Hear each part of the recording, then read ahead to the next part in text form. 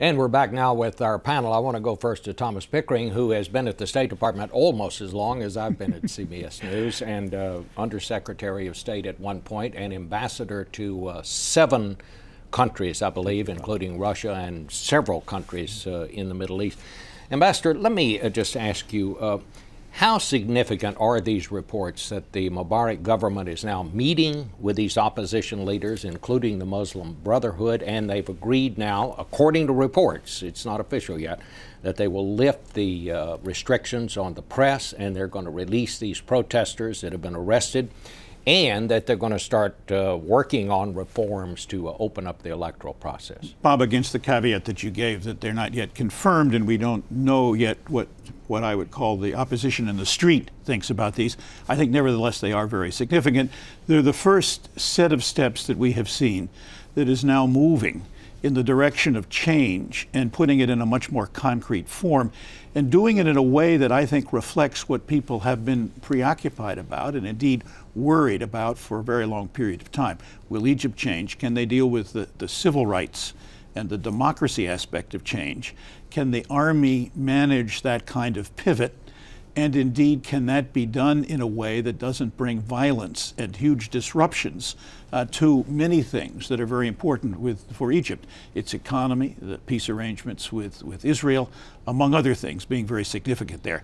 So I think you're right, but I think that sort of at the moment, one swallow doesn't make a summer. We're going to have to wait and see and look very carefully. You just heard Prince Hassan from Jordan, who talked about this and the impact it's having on his country. I thought it was significant that, number one, that he appeared on television. What else did you draw from what he said? Well, I think he wanted to make clear that he thought things in Jordan were different, that they had the chance for more stability, that it was important, I think, in his view, to have stability in the region. But I've known him for a long period of time, and I know he also sees the need for economic development and change as being very significant, and this is a major factor which has led Egyptians into the streets over there. It's not just the abuses of the government, it has been the inability to move income and indeed prosperity from the top segment across the spectrum, even with the growth of middle class. And the question of the people in the streets and the fellahin in the fields will be, if there are free elections, and we certainly hope there will be free elections in Egypt, will be a very determining factor as to how all this will come out if it gets that far down the road. One hopes very much it will, because I think that's the direction that we should be supporting. I think it is the direction that we are, in fact, backing. Ambassador Indyk, and of course you were the ambassador, U.S. ambassador to Israel. Did you find it significant that Prince Hassan conceded that there have to be some change in his country as well as in Egypt? For certain. Hassan himself has been a bit of a reformer, as has King Abdullah in Jordan. Mm-hmm. But when it came to political reforms, he was resisted by the East Bank establishment, a phenomenon that you have around the Arab world. Is not just the regimes that are resistant to change, but those who have benefited from the regimes, and these are the business community and so on. You see it in Egypt as well. And now the question will be whether King Abdullah of Jordan will go to the East Bank establishment and say, gentlemen, it's sink or swim, we have to move now. If so, I think that Jordan can resist the contagion, as it were, of instability. Let me ask you also about this. Is the United States sending mixed diplomatic signals? You had President Obama calling on Mubarak last Tuesday to begin a transition, in his words, now. But then, yesterday, I guess it was, we had Frank Wisner, who was sent to the region to talk to President Mubarak of Egypt, coming out and saying this. Listen to what he had to say.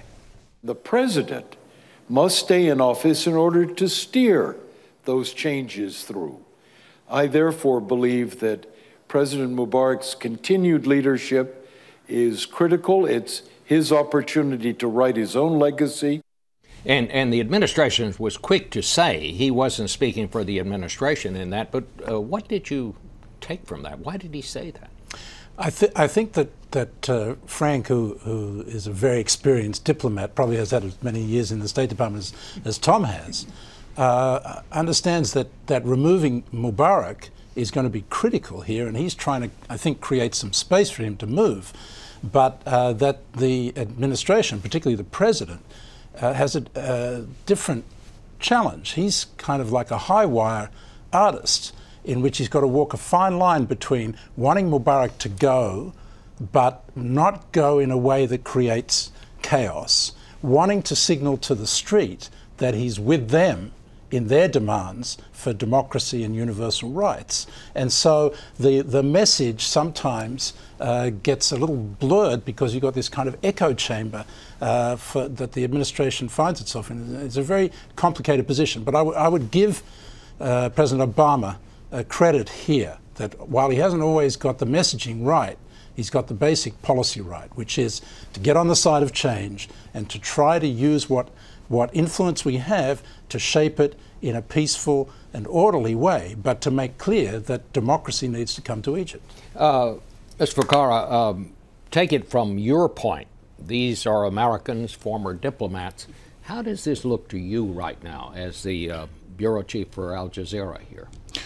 Well, if I may, just let me point out a quick nuance. When we talk about opposition parties, I think the feeling in Egypt, especially in Tahrir Square, is that the opposition parties, many of them are masquerading as opposition parties.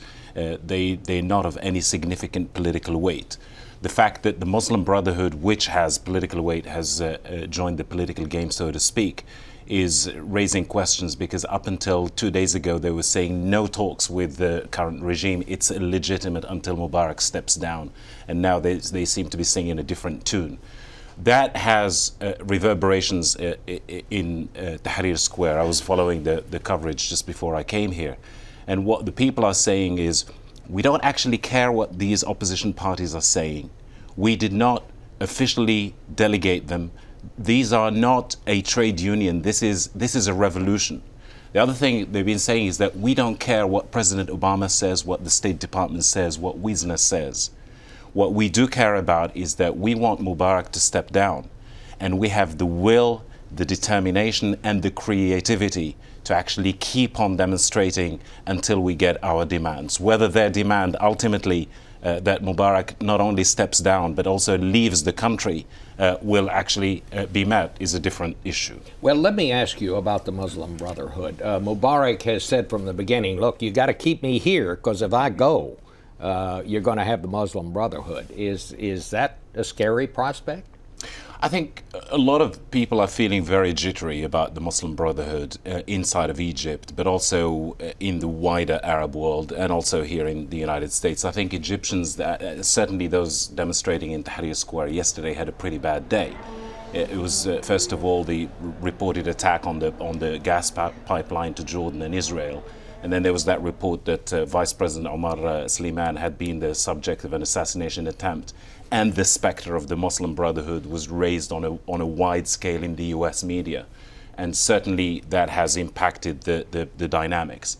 But I think if I may, on a personal note, speak here, I think what the Obama administration should take from all this is that for a country like the United States, which has the energy and the enterprising spirit, what we are seeing in Tahrir Square, for example, today the Copts holding a mass in Tahrir Square. We saw a wonderful scene. The Christians of Egypt. There was a wonderful scene of a young Egyptian couple getting married in Tahrir Square, right in the eye of the revolution.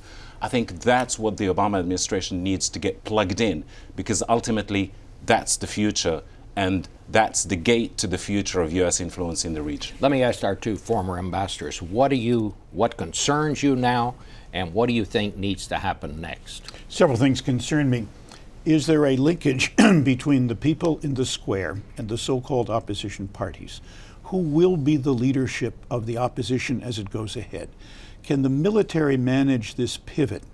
Will Mubarak's departure become an absolute requirement of people in the square? Can that be managed, or does it have to be a clean and absolute break? That is, will retirement in Sharm el-Sheikh be sufficient? Will Omar Suleiman, who has now assumed a tremendously important role, will he in fact be able to make this work? And will somebody like Mohammed El Baradei or Amr Moussa or someone else we haven't seen come forward as the new leader of Egypt? All of those remain open. About 30 seconds, Ambassador. I think Tom has captured the complicated nature of this exercise. And the key player here is Omar Suleiman, the Vice President, and the military. And so far, so good in terms of them not firing on the crowd, stepping back and trying to oversee this process. So even though it's very complicated, I actually am hopeful that this could actually turn out quite well in the end, as we've seen in other cases like in Indonesia. All right. Well, thanks to all of you so much.